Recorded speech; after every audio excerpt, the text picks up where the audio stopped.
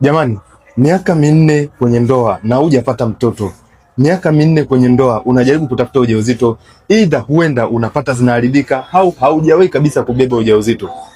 Kiuhalisia ni kwamba isikie tu kwa mwenzio.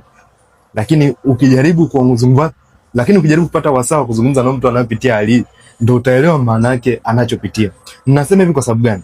Kati ya kina mama ambao walifika ofisini, lakini wengine tuweza kuwasiliana kwenye simu na walikuwa wanapitia changamoto miaka miwili mfululizo kwenye ndoa na zaidi, wajaribu kutafuta ujauzito, hali wanayopitia kubwa ni hali ya stress, hali ya wasiwasi, hali ya kuona kwamba haitawezekana tena, hali ya kukata tamaa, hali ya kuona hakuna chochote kinachowezekana tena kwa mara nyingine.